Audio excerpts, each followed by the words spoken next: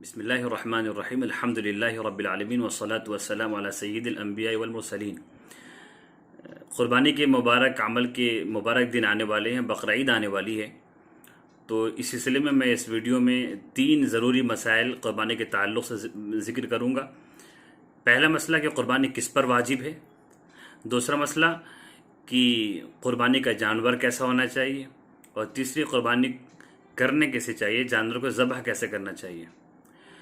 तो सबसे पहले मसला कि क़ुरबानी किस पर वाजिब है। तो अव्वलन तो ये समझना चाहिए कि क़ुरबानी वाजिब है, ये कोई ऐसा अमल नहीं जिसको छोड़ा जा सकता हो। क़ुरबानी ना करने पर जिस शख्स पर क़ुरबानी वाजिब है, अगर वो ना करे तो वो सख्त गुनहगार होगा। नबी पाक सल्लल्लाहु अलैहि वसल्लम ने इरशाद फरमाया कि मन कान लहु साअतुन फलम युज़हि फला यक़रबन्न मुसल्लाना, कि जिस शख्स के पास वुसाअत हो, माली वुसाअत हो, उसके बावजूद वो क़ुरबानी नहीं किया तो हमारे ईदगाह के करीब भी ना आए। इन हुज़ूर ने उस पर मलामत का इजहार किया और हुज़ूर नाराज़ हुए। हुज़ूर ने अपनी नाराज़गी का इजहार किया उस शख्स के लिए, उस उम्मती के लिए जिसने क़ुरबानी नहीं की। क़ुरबानी किस पर वाजिब है? हुज़ूर ने जो फरमाया है कि जिस शख्स के पास माल हो, तो मालदार किसे कहते हैं इस्लाम की ज़बान में?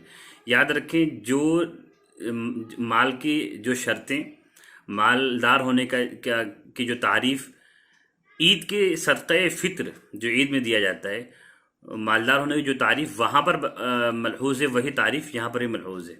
यानी जिस शख्स के पास 612 ग्राम 350 मिलीग्राम चांदी की कीमत के बक़द्र, याद रखें कि आजकल पूरे हिंदुस्तान में तकरीबन कमोबेश 1 ग्राम चांदी की कीमत 60 रुपये है। इन दिनों आज 22 तारीख़ है जुलाई की, 60 रुपये 1 ग्राम चांदी की कीमत है।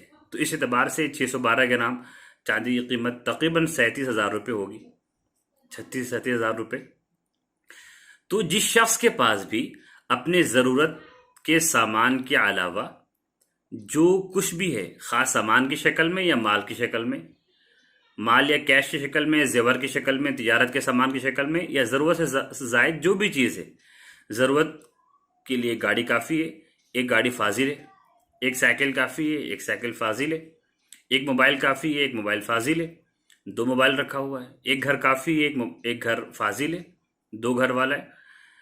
तो ज़रूरत के जो सामान हैं, उसके अलावा सारी जो मालियत किसी के पास है, उसकी मिल्कियत में कर्ज को अलग करने के बाद उस सारी मालियत, खा वो माल हो या सामान हो, उसकी मालियत अगर 36,000 रुपये पहुँचती है, और इस पे ज़कात की तरह साल गुजरना ज़रूरी नहीं है, बल्कि अगर ईद के, बकरा ईद के जो 3 दिन हैं क़ुरबानी के, ज़िलहिज्जा महीने की 10वीं तारीख को बकरीद होती है, 10वीं, 11वीं और 12वीं क़ुरबानी चूँकि 3 दिन तक हो सकती है। तीसरे दिन भी अगर इतना माल किसी के पास आ गया, इतनी मिल्कियत आ गई किसी के पास, तो उस पर क़ुरबानी वाजिब होगी।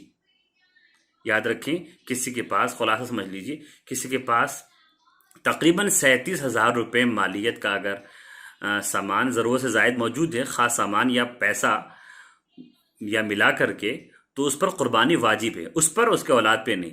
किस पर वाजिब है?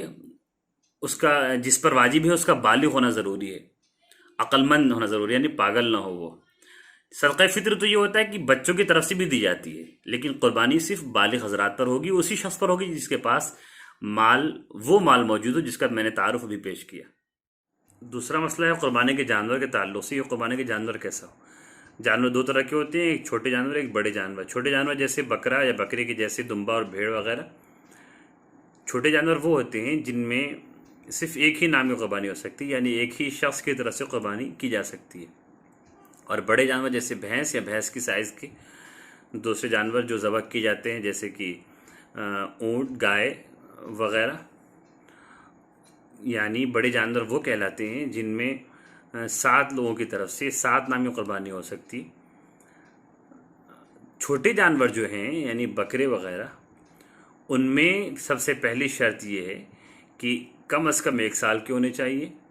और जो बड़े जानवर हैं, भैंस और भैंस की तरह के, ऊँट को छोड़ करके, वो कम से कम 2 साल के होने चाहिए।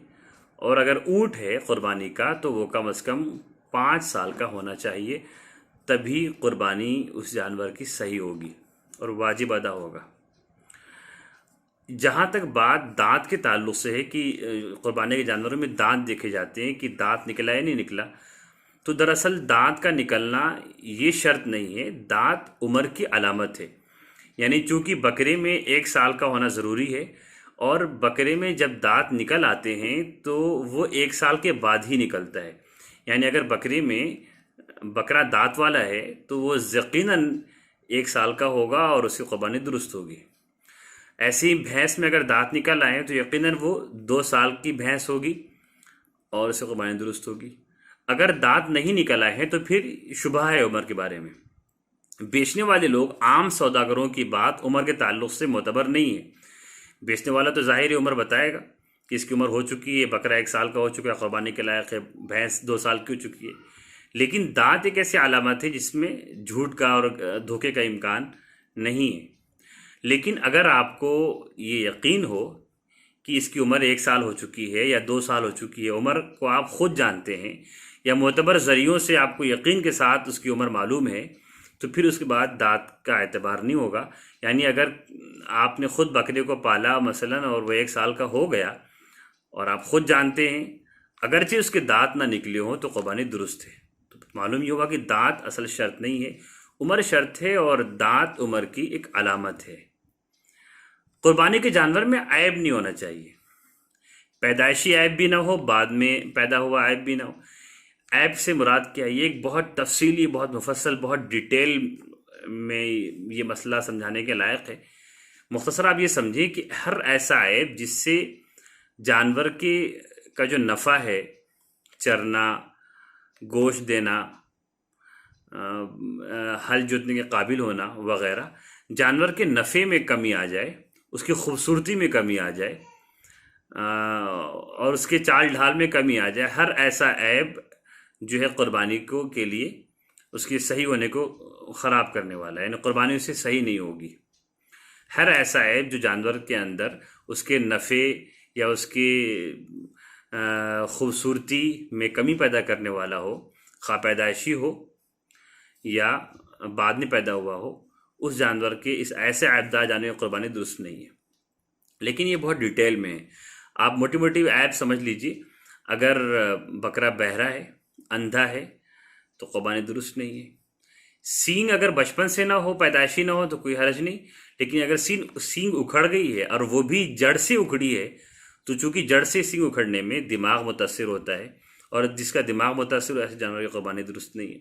لنگڑا ایسا ہو، پیدائشی یا بعد میں لنگڑا پن آ گیا کہ چلنا اس کے لیے دشوار ہو، یا جس پیر سے لنگڑا ہو چل تو لیتا ہو لیکن اس پیر سے چلنے میں سہارا نہیں لے رہا ہو، تو ایسے جانور کی قربانی درست نہیں ہے۔ کان کٹا ہوا ہے، ایک یا دونوں، پوچھ پوری کٹی ہو، تو ایسے جانور بھی عیبدار کہلاتے ہیں۔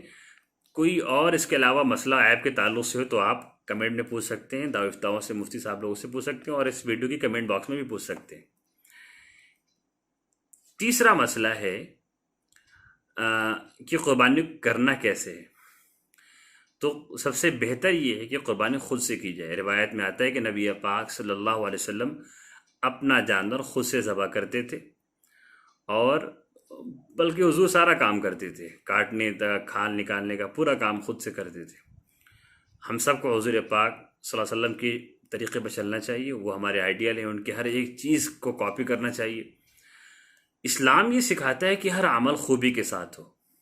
حضور نے فرمایا کہ مومن کو چاہیے کہ ہر عمل کو بہترین انداز سے، بہترین طریقے سے کرے، حتیٰ کہ اگر ذبح کرے تو ذبح بھی اچھے سے کرے، یعنی چاقو تیز رکھے، کہ ذبح کرنے میں بھی اگر چاقو کند ہے تو جانور کو تکلیف ہوگی۔ جانور کو تکلیف دینا مقصود نہیں ہے، بلکہ مقصد ہے کہ جانور کو قربان کر کے ایک محبوب چیز، ایک مال قیمتی چیز جس جانور کو پالا ہوا ہے یا اس کو خریدا ہے، کم از کم ایک چھوٹی سی قربانی جو اس کے اپنے دل کی ہو رہی ہے وہ مقصود ہے۔